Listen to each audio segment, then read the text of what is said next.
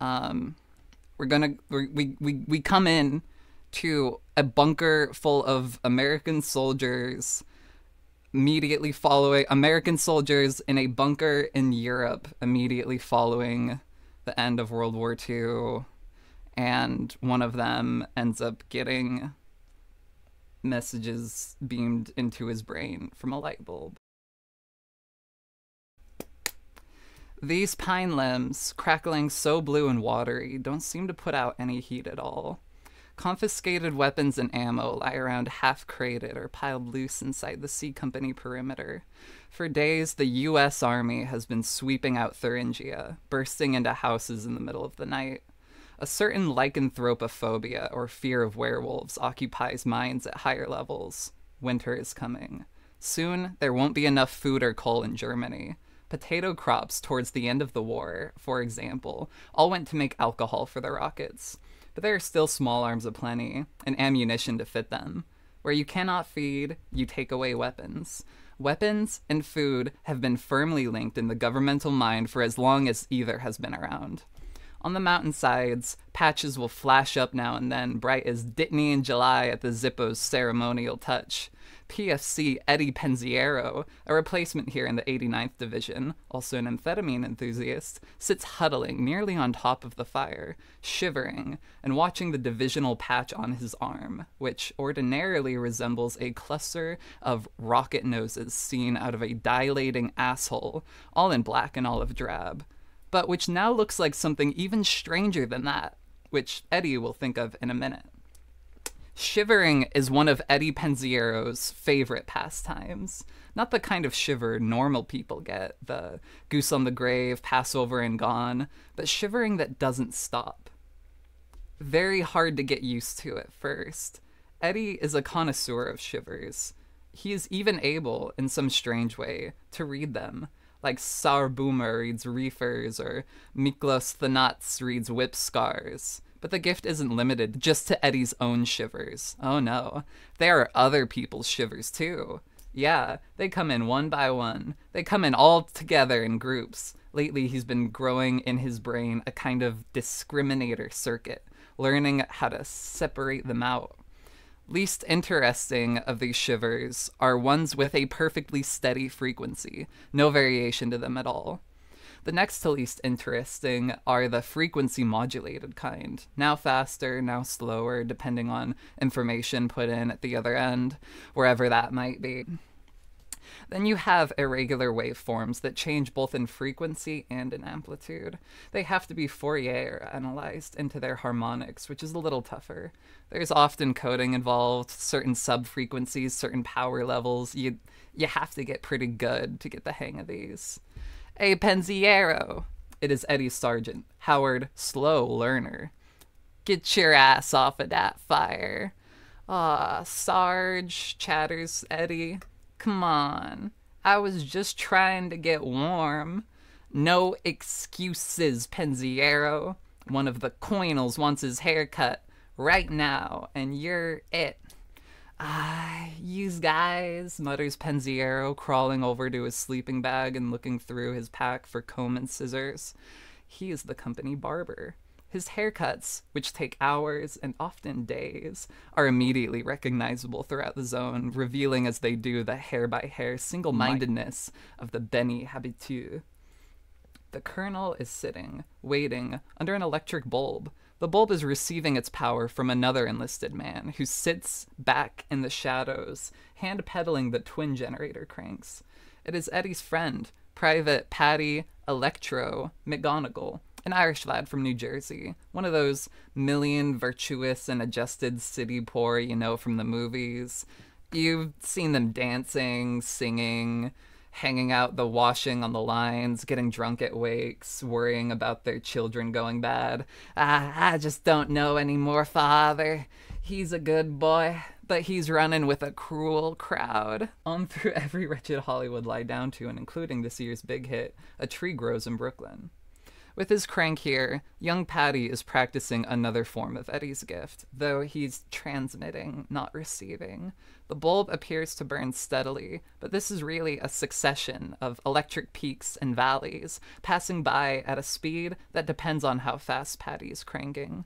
It's only that the wire inside the bulb unbrightens slow enough before the next peak shows up that fools us into seeing a steady light. It's really a train of imperceptible light and dark, usually imperceptible.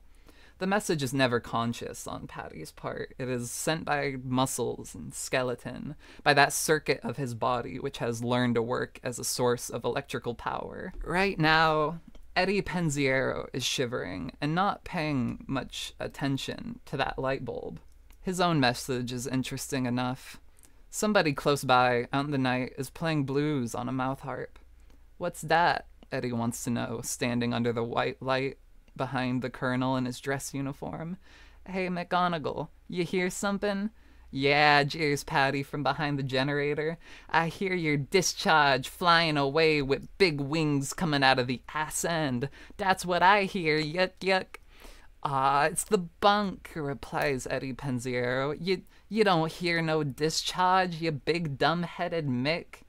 Hey, Penziero, you know what a Italian submarine sounds like on that new sonar, huh? What? Ping, wop, wop, wop, wop, wop. That's what, yuck, yuck, yuck. Fuck yous, says Eddie, and commences combing the colonel's silver-black hair. The moment the comb contacts his head, the colonel begins to speak. Ordinarily, we'd spend no more than 24 hours on a house-to-house sweep, sundown to sundown, house to house. There's a quality of black and gold to either end of it. That way, silhouettes, shaken skies, pure as cyclorama. But these sunsets out here, I don't know. Do you suppose something has exploded somewhere?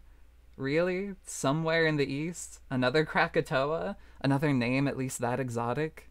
The colors are so different now.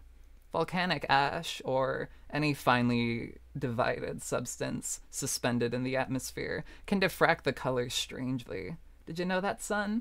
Hard to believe, isn't it? Rather a long taper if you don't mind, and just short of combable on top.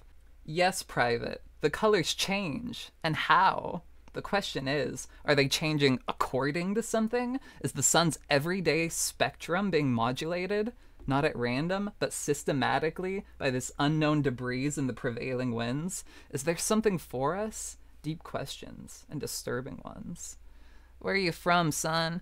I'm from Kenosha, Wisconsin. My folks have a little farm back there. Snow fields and fence posts all the way to Chicago. The snow covers the old cars up on blocks in the yards. Big white bundles. It looks like Graves registration back there in Wisconsin. Heh. Hey, Penziero, calls Patty McGonagall. You still hearing that sound? Yeah, I think it's a mouth organ, Penziero, busily combing up single hairs, cutting each one a slightly different length, going back again and again to touch up here and there. God is who knows their number. Atropos is who severs them to different lengths. So, God, under the aspect of Atropos, she who cannot be turned, is in possession of Eddie Penziero tonight. I got your mouth organ, jeers Patty. Right here. Look, a wop clarinet. Each long haircut is a passage. Hair is yet another kind of modulated frequency.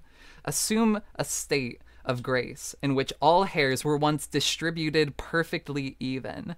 A time of innocence when they all fell perfectly straight, all over the colonel's head.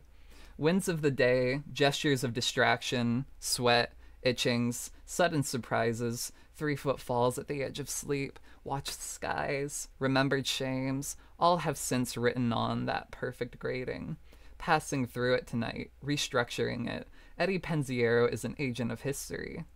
Along with the reworking of the colonel's head runs the Shiverborn Blues. Long runs in number 2 and 3 whole correspond, tonight anyway, to passages in the deep reaches of hair, birch trunks in a very humid summer night, approaches to a stone house in a wooden park, stags paralyzed beside high flagged walks. Blues is a matter of lower sidebands. You suck a clear note, on pitch, and then bend it lower with the muscles of your face. Muscles of your face have been laughing, tight with pain, often trying not to betray any emotion, all your life. Where you send the pure note is partly a function of that. There's that secular basis for blues, if the spiritual angle bothers you. I didn't know where I was, relates the colonel. I kept climbing downward, along these big sheared chunks of concrete, black reinforcing rod poking out, black rust. There were touches of royal purple in the air, not bright enough to blur out over their edges, or change the substance of the night. They dribbled down, lengthening out, one by one. Ever seen a chicken fetus? Just the beginning? Oh, of course not. You're a city boy. There's a lot to learn out on the farm. Teaches you what a chicken fetus looks like, so that if you happen to be climbing around a concrete mountain in the dark and see one, or several, up in the sky, reproduced in purple, you'll know what they look like. That's a heap better than the city sun. There, you just move from crisis to crisis, each one brand new, nothing to couple it back onto. Well, there he is, cautiously edging along the enormous ruins. His hair at the moment looking very odd, brushed forward from one occipital spot, forward and up in long points, forming a black sunflower or sunbonnet along his face, in which the prominent feature is the colonel's long, crawling magenta lips. Things grab up for him out of crevices among the debris, sort of fast, happy lunge out and back in, thin pincer arms, nothing personal, just thought I'd grab a little night air, haha. And when they miss the colonel, as they always seem to do, why, they just zip back in with a gambler's ho-hum. Well, maybe next time. Damn it. Cut off from my regiment here, gonna be captured and cremated by dacoits. Jesus, there they are now. Unthinkable animals running low in the light from the G5 version of the city. Red and yellow turbans, scarred dope fiend faces, fared as the front end of a 37 Ford. Same undirected eyes, same exemption from the karmic hammer. A 37 Ford? Exempt from the KH? Come on. Quit fooling. They'll all end up in junkyards, same as the rest. Oh, will they, Skippy? Why? Are there so many on the roads, then? Well, gee, Mr. Information, the war. I mean, there's no new cars being built right now, so we all have to keep our old reliable in tip-top shape because there's not too many mechanics left here on the home front, and we shouldn't hoard gas, and we should keep that A sticker prominently displayed in the lower right. Skippy, you little fool. You are off on another one of your senseless and retrograde journeys. Come back here, to the points. Here is where the path's divided. See the man back there. He is wearing a white hood. His shoes are brown. He has a nice smile, but nobody sees it. Nobody sees it because his face is always in the dark. But he is a nice man. He's the points man. He is called that because he throws the lever that changes the points. And we go to Happyville instead of to Pain City. Or Der Leichtstadt, that's what the Germans call it. There's a mean poem about the Leichtstadt by a German man named Mr. Rilke, but we will not read it, because we are going to Happyville. The points man has made sure we'll go there. He hardly has to work at all. The lever is very smooth and easy to push. Even you could push it, Skippy, if you knew where it was. But look what a lot of work he has done with just one little push. He has sent us all the way to Happyville instead of to Pain City. That is because he knows just where the points and the lever are. He's the only kind of man who puts in very little work and makes big things happen all over the world. He could have sent you on the right trip back there, Skippy. You can have your fantasy if you want. You probably don't deserve anything better, but Mr. Information tonight is in a kind mood. He will show you Happyville. He will begin by reminding you of the 1937 Ford. Why is that dacoit face auto still on the roads? You said the war, just as you rattled over the points onto the wrong track. The war was the set of points, eh? Yes, yes, Skippy. The truth is that the war is keeping things alive. Things. The Ford is only one of them. The Germans and Japs story was only one, rather surrealistic version of the real war. The real war is always there. The dying tapers off now and then, but the war is still killing lots and lots of people. Only right now it is killing them in more subtle ways, often in ways that are too complicated even for us at this level to trace.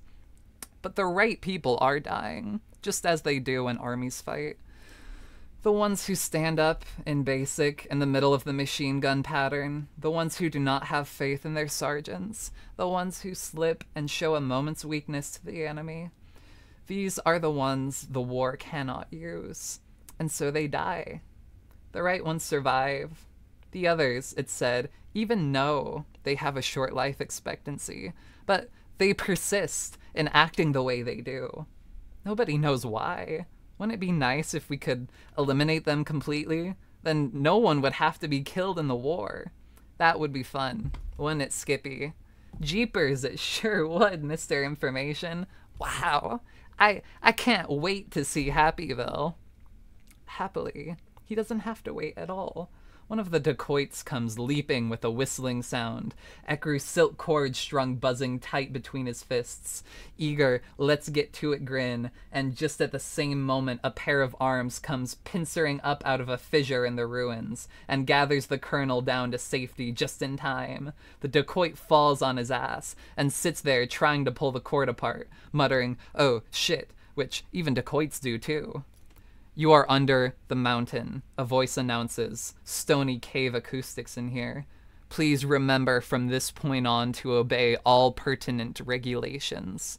His guide is kind of a squat robot, dark gray plastic with rolling headlamp eyes. It is shaped something like a crab. "That's cancer in Latin," says the robot, "and in Kenosha too. It will prove to be addicted to one-liners that never really come off for anyone but it." "Here is Mufftin Road," announces the robot. "Note the smiling faces on all the houses here.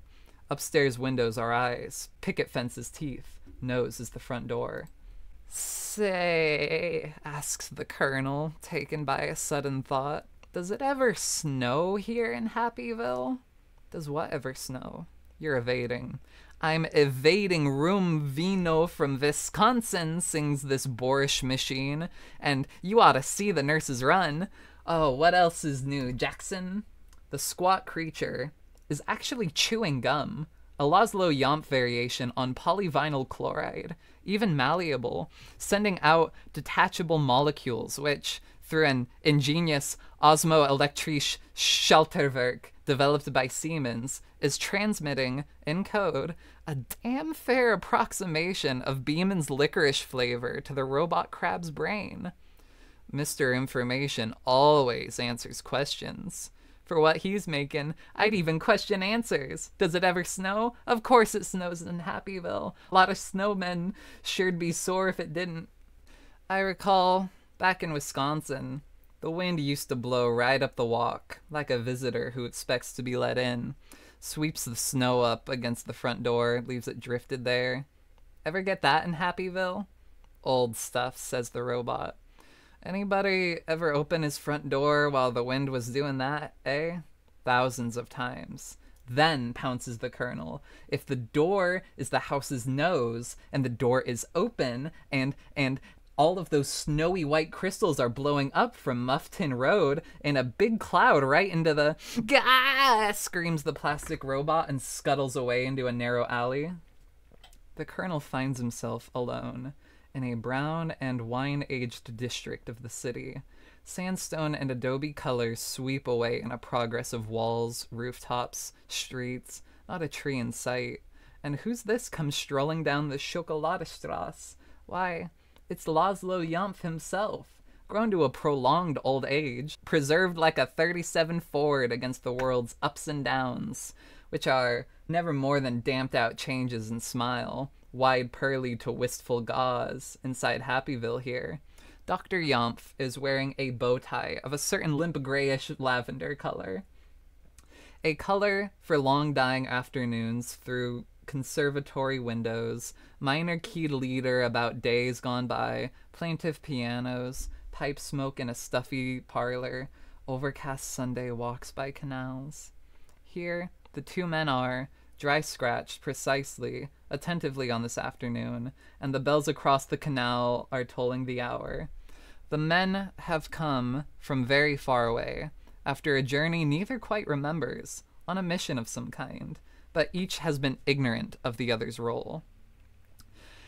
Now it turns out that this light bulb over the colonel's head here is the same identical Osram light bulb that Franz Perkler used to sleep next to in his bunk at the underground rocket works at Nordhausen. Statistically, or so their story goes, every n,000th light bulb is going to be perfect. All the delta Q's piling up just right, so we shouldn't be surprised that this one's still around, burning brightly. But the truth is even more stupendous. This bulb is immortal. It's been around, in fact, since the 20s. Has that old-timery point at the tip and is less pear-shaped than more contemporary bulbs. What a history, this bulb, if only it could speak. Well, as a matter of fact, it can speak. It is dictating the muscular modulations of Patty McGonagall's cranking tonight. This is a loop here, with the feedback through Patty to the generator again. Here it is. The story of Byron the light bulb. Byron was to have been manufactured by Tungsgrim in Budapest. He would probably have been grabbed up by the ace salesman Geza Rosavolgi's father Sandor, who covered all the Transylvanian territory and had begun to go native enough to where the Home Office felt vaguely paranoid about him, throwing some horrible spell on the whole operation if they didn't give him what he wanted. Actually, he was a salesman who wanted his son to be a doctor, and that came true. But it may have been the bad witch leery auras around Budapest that got the birth of Byron reassigned at the last minute to Osram in Berlin. Reassigned, yes. There is a baby bulb heaven, amiably satirized as if it was the movies or something. Well, big business, haha, but don't let them fool you. This is a bureaucracy first and a baby bulb heaven only as a sort of sideline. All overhead, yes. Out of its own pocket, the company is springing for square leagues of organdy, hogsheads of IG Farben pink and blue baby dye, hundredweights of clever Siemens electric baby bulb pacifiers, giving the suckling bulb the shape of a 110-volt current without the least trickle of power. One way or another, these bulb folks are in the business of providing the appearance of power. Power against the night, without the reality. Actually, BBH is rather shabby. The brown rafters drip cobwebs, and now and then a roach shows up on the floor, and all the babies try to roll over to look. Being bulbs, they seem perfectly symmetrical, skippy, but don't forget the contact at the top of the thread going aga, aga, glowing feebly at the bewildered roach sitting paralyzed and squashable out on the bare boards, rushing, reliving the terror of some sudden blast of current out of nowhere, and high overhead the lambent, all-seeing bulb. In their innocence, the baby bulbs don't know what to make of this roach's abreaction. They feel his fright, but don't know what it is. They just want to be his friend. He's interesting and has cool moves. Everybody's excited except for Byron, who considers the other bulb babies a bunch of saps. It is a constant struggle to turn their thoughts onto anything meaningful.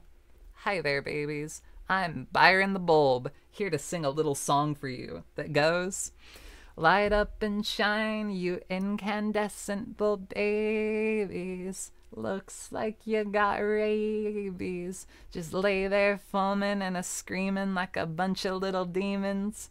I'm delivering unto you a kingdom of roaches, and nothing approaches that joyful feeling when you're up on the ceiling, looking down night and day on the kingdom you survey. They'll come out and love you till the break of dawn, but they run like hell when that light comes on. So shine on, baby bulbs. You're the wave of the future, and I'm here to recruit ya in my great crusade. Just sing along, babies. Come on and join the big parade. Trouble with Byron. He's an old soul trapped inside the glass prison of a baby bulb. He hates this place, lying on his back waiting to get manufactured. Nothing to listen to on the speakers but Charleston music, now and then an address to the nation. What kind of a setup's that? Byron wants to get out of here and into it.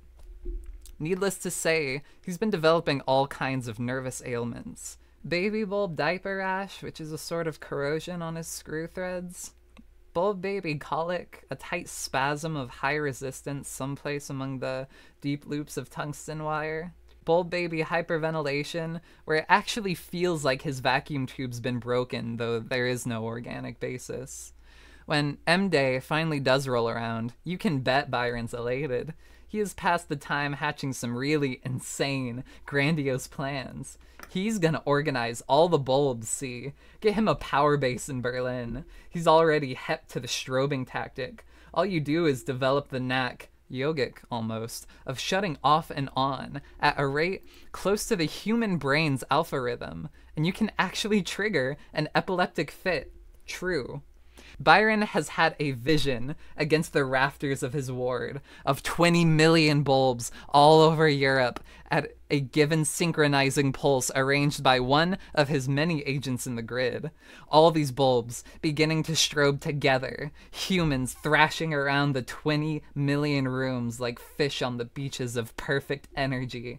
Attention, humans. This has been a warning to you. Next time, a few of us will explode. Haha, yes, we'll unleash our kamikaze squads. You've heard of the Kyrgyz light? Well, that's the ass end of a firefly compared to what we're gonna... Oh, you haven't heard of the... Oh, well, too bad. 'Cause a few bulbs, say a million, a mere 5% of our number, are more than willing to flame out in one grand burst instead of patiently waiting out their design hours. So Byron dreams of his guerrilla strike force, gonna get Herbert Hoover, Stanley Baldwin, all of them, right in the face with one coordinated blast. Is Byron in for a rude awakening? There is already an organization, a human one, known as Phoebus, the International Lightbulb Cartel, headquartered in Switzerland, run pretty much by International GE, Osram, and Associated Electrical Industries of Britain, which are, in turn, owned 100%, 29%, and 46% respectively by the General Electric Company in America. Phoebus fixes the prices and determines the operational lives of all the bulbs in the world, from Brazil to Japan to Holland, although Philips in Holland is the mad dog of the cartel, apt at any time to cut loose and sow disaster throughout the Great Combination. Given this state of general repression, there seems no place for a newborn baby bulb to start but at the bottom. But Phoebus doesn't know that Byron is immortal. He starts out his career at an all-girl opium den in Charlottenburg, almost within sight of the statue of Werner Siemens, burning up in a sconce, one among many bulbs witnessing the more languorous forms of Republican decadence. He gets to know all the bulbs in the place. Benito the bulb over in the next sconce, who's always planning an escape. Bernie down the hall in the toilet, who has all kinds of urolagnia jokes to tell.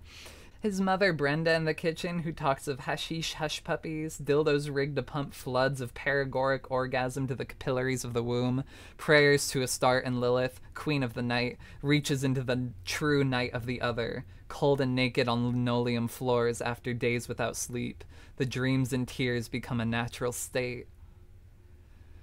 One by one, over the months, the other bulbs burn out and are gone. The first few of these hit Byron hard. He's still a new arrival, still hasn't accepted his immortality, but on through the burning hours, he starts to learn about the transience of others, learns that loving them while they're here becomes easier and also more intense. To love as if each design hour will be the last. Byron soon enough becomes a permanent old-timer. Others can recognize his immortality on sight, but it's never discussed except in a general way when folklore comes flickering in from other parts of the grid. Tales of the immortals. One in a Kabbalist's study in Lyons, who's supposed to know magic. Another in Norway outside a warehouse facing arctic whiteness with a stoicism more southerly bulbs begin strobing faintly just at the thought of. If other immortals are out there, they remain silent. But it is a silence with much, perhaps everything, in it. After love, then, Byron's next lesson is silence. As his burning lengthens towards 600 hours, the monitors in Switzerland begin to keep more of an eye on Byron. The Phoebus surveillance room is located under a little-known Alp, a chilly room full of German electro hardware, glass, brass, ebonite, and silver, massive terminal blocks shaggy with copper clips and screws, and a cadre of super clean white-robed watchers who wander meter to meter, light as snow devils, making sure that nothing's going wrong. That through no bulb shall the mean operating life be extended. You can imagine what it would do to the market if that started happening. Byron surpasses the surveillance's red line at 600 hours, and immediately, as a matter of routine, he is checked out for filament resistance.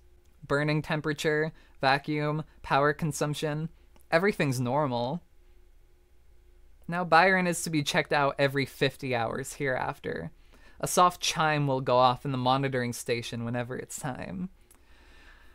At 800 hours, another routine precaution. A Berlin agent is sent out to the opium den to transfer Byron. She is wearing asbestos-lined kid gloves and 7-inch spike heels. No, not so she can fit in with the crowd, but so that she can reach that sconce to unscrew Byron. The other bulbs watch, in barely subdued terror. The word goes out along the grid. At something close to the speed of light, every bulb, Azos looking down the empty black bakelite streets, Nitra Lampen and Watton G's at night soccer matches, Just Wolframs, Monowatts, and Siriuses, every bulb in Europe knows what's happened.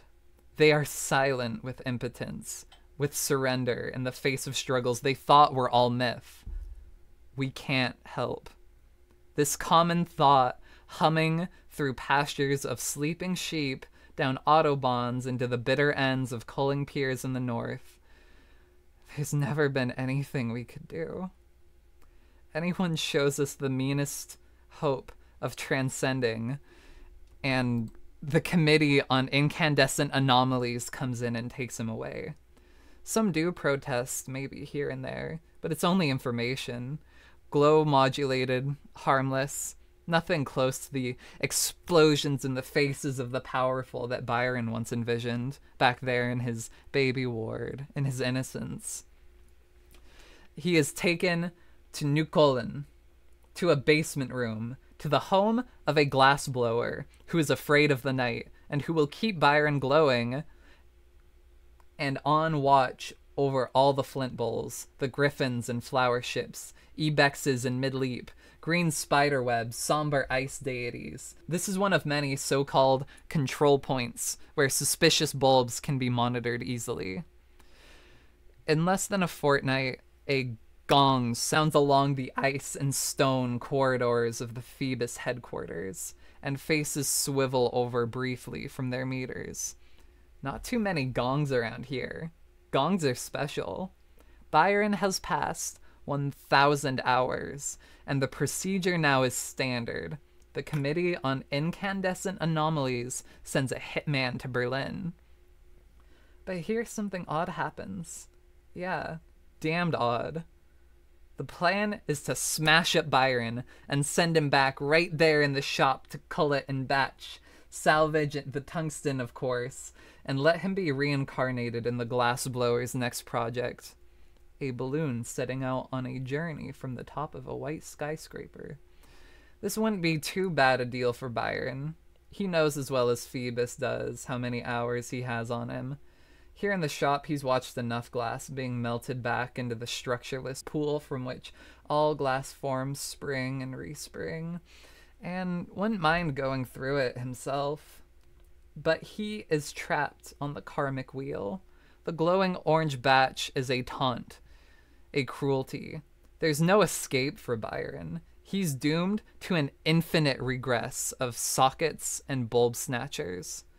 In zips young Hansel Geschwindig, a Weimar street urchin, twirls Byron out of the ceiling and into a careful pocket, and Geschwindig out the door again. Darkness invades the dreams of the glassblower. Of all the unpleasantries his dreams grab in out of the night air, an extinguished light is the worst. Light, in his dreams, was always hope. The basic mortal hope. As the contacts break helically away, hope turns to darkness, and the glassblower wakes sharply tonight, crying, "Who? Who?" Phoebus isn't exactly thrown into a frenzy. It's happened before. There's still procedure to follow.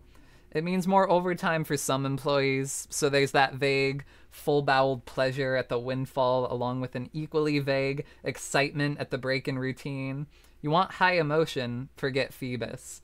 Their stoned-faced search parties move out into the streets. They know more or less in the city where to look.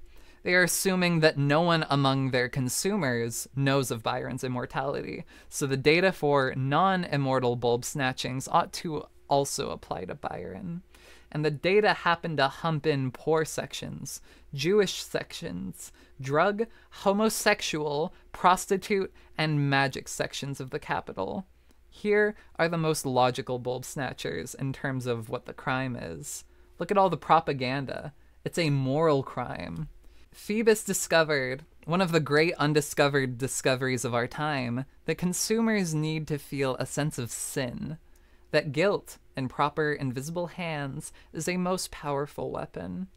In America, Lyle Bland and his psychologists had figures, expert testimony, and money in the Puritan sense, and outward and visible okay on their intentions, enough to tip the discovery of guilt at the cusp between scientific theory and fact.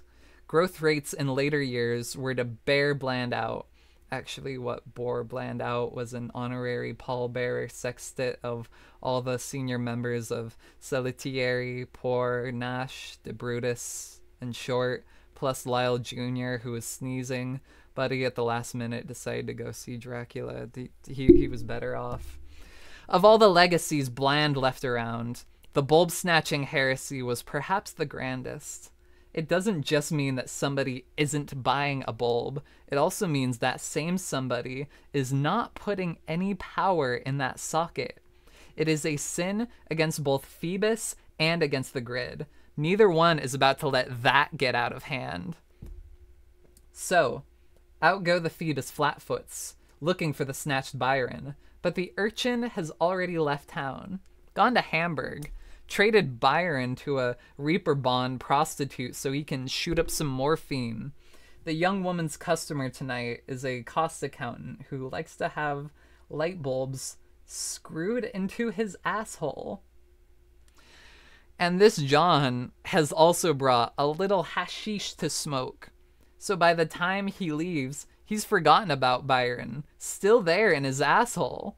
Doesn't ever, in fact, find out, because when he finally gets around to sitting down, having stood up in trolleys all the way home, it's on his home toilet, and plop, there goes Byron, in the water and flash, away down the waistlines to the Elbe estuary. He is just round enough to get through smoothly all the way.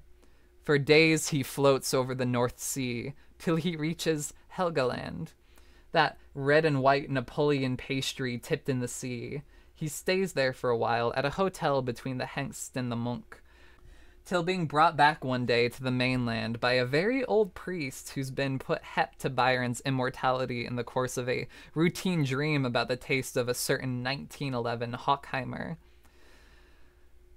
Suddenly there's this great Berlin Eispalast, a booming, dim iron trussed cavern, the smell of women in the blue shadows, perfumes, leathers, fur skating costumes, ice dust in the air, flashing legs, jutting haunches, desire in grip-like flashes, helplessness at the end of a crack the whip, rocketing through beams of sunlight, choked with powdered ice, and a voice in the blurred mirror underfoot saying, "Find the one who has performed this miracle. He is a saint. Expose him. Expedite his canonization." The name is on a list the old man presently draws up of about 1,000 tourists who've been in and out of Helgoland since Byron was found on the beach. The priest begins to search by train, footpath, and Hispano Suiza, checking out each of the tourists on his list, but he gets no farther than Nuremberg, where his valise, with Byron wrapped inside an alb, is ripped off by a transsectite, a Lutheran named Mausmacher, who likes to dress up in Roman regalia. This Mausmacher, not content with standing in front of his own mirror making papal crosses, thinks it will be a really bizarre kick to go out to the Zeppelin field to a Nazi torchlight rally in full drag and walk around blessing people at random. Green torches flaring, red swastikas twinkling brasses, and Father Mausmacher checking out tits and asses, waistlines and baskets, humming a clerical little tune. Some Bach riff, smiling as he moves through the Sieg Heils and choruses of Die von Hock. Eyelash in my eye. Unknown to him, Byron slides out of the stolen vestments onto the ground. He is then walked past by several 100,000 boots and shoes, and not one so much as brushes him. He is scavenged next day, the field now death empty, columned, pale streaked with long mud puddles, morning clouds lengthening behind the gilded swastika and wreath, by a poor Jewish rag picker, and taken on into another 15 years of preservation against chance and against Phoebus. He will be screwed into Mutter, after mother, as the female threads of German Lightbulb sockets are known for some reason that escapes everybody. The cartel have already gone over to Contingency Plan B, which assumes a 7-year statute of limitations, after which Byron will be considered legally burned out. Meanwhile, the personnel taken off of Byron's case are busy tracking a long-lived bulb that once occupied a socket on the porch of an army outpost in the Amazon jungle. Beatrice the bulb, who has just been stolen, mysteriously, by an Indian raiding party. Through his years of survival, all these various rescues of Byron happen as if by accident. Whenever he can, he tries to instruct any bulbs nearby in the evil nature of Phoebus, and in the need for solidarity against the cartel. He has come to see how bulb must move beyond its role as conveyor of light energy alone. Phoebus has restricted bulb to this one identity. But there are other frequencies, above and below the visible band. Bulb can give heat. Bulb can provide energy for plants to grow. Illegal plants, inside closets, for example. Bulb can penetrate the sleeping eye and operate among the dreams of men. Some bulbs listened attentively. Others thought of ways to think to Phoebus. Some of the older anti-Byronists were able to fool with their parameters in systematic ways that would show up on the ebonite meters under the Swiss mountain. There were even a few self-immolations hoping to draw the hitman down. Any talk of bulb's transcendence, of course, was clear subversion. Phoebus based everything on bulb efficiency, the ratio of usable power coming out to the power put in. The grid demanded that this ratio stay as small as possible. That way they got to sell more juice. On the other hand, low efficiency meant more burning hours, and that cut into bulb sales for Phoebus. In the beginning, Phoebus tried increasing filament resistance, reducing the hours of life on the sly, and gradually, till the grid noticed a fall off in revenues and started screaming. The two parties by and by reached an accord on a compromise bulb life figure that would bring in enough money for both of them, and to go 50-50 on the costs of the anti-bulb snatching campaign, along with a more subtle attack against those criminals who forswear bulbs entirely and use candles. Phoebus's long-standing arrangement with the meat cartel was to restrict the amount of tallow in circulation by keeping more fat in meat to be sold regardless of cardiac problems that might arise, and redirecting most of what was trimmed off into soap production. Soap in those days was a booming concern. Among the consumers, the Bland Institute had discovered deep feelings about shit. Even at that, meat and soap were minor interlocks to Phoebus. More important were items like tungsten, another reason why Phoebus couldn't cut down bulb life too far. Too many tungsten filaments would eat into available stockpiles of the metal, China being the major world source. This also brought in very delicate questions of Eastern policy and disturbed the arrangement between General Electric and Krupp about how much tungsten carbide would be produced, where and when, and what the prices would be. The guidelines settled on were $37 to $90 a pound in Germany, $200 to $400 a pound in the US. This directly governed the production of machine tools, and thus all areas of light and heavy industry. When the war came, some people thought it unpatriotic of GE to have given Germany an edge like that, but nobody with any power, don't worry. Byron, as he burns on, sees more and more of this pattern. He learns how to make contact with other kinds of electrical appliances. In homes, in factories, and out in the streets, each has something to tell him. The pattern gathers in his soul, Seele, as the core of the earlier carbon filament was known in Germany, and the grander and clearer it grows, the more desperate Byron gets. Someday he will know everything, and still be just as impotent as before. His youthful dreams of organizing all the bulbs in the world seem impossible now. The grid is wide open. All messages can be overheard, and there are more than enough traders out on the line. Profits traditionally don't last long.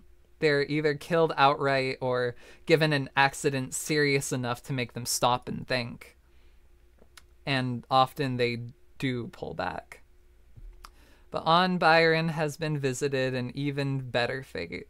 He is condemned to go on forever, knowing the truth and powerless to change anything. No longer will he seek to get off the wheel.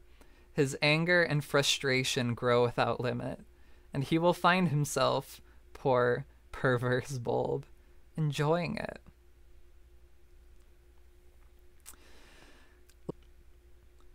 Laszlo Yamf walks away down the canal, where dogs are swimming now. Dogs in packs, dogs' heads bobbing down the scummy canals.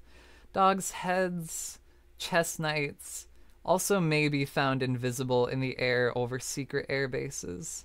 In the thickest fogs, conditions of temperature, pressure, and humidity form Springer shapes the tuned flyer can feel, the radars can see, the helpless passengers can almost glimpse, now and then, out the little window, as through sheets of vapor.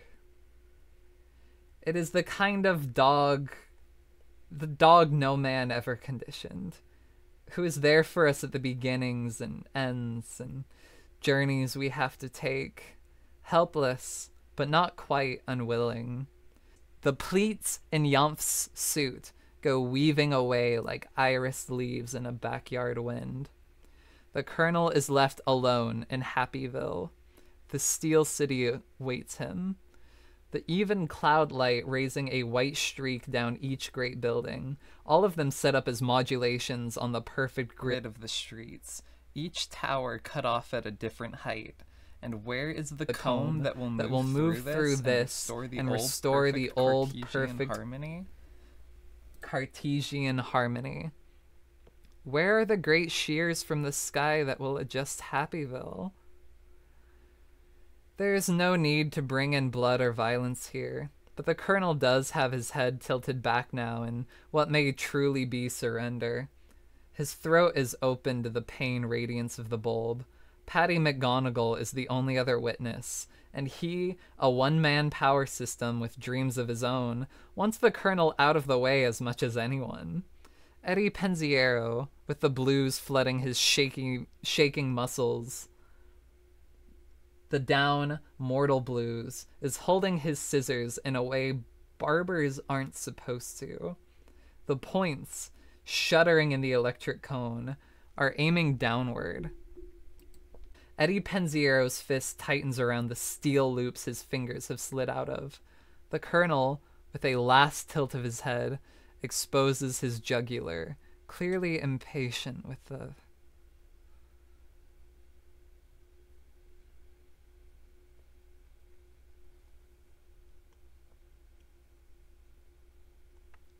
And that's it.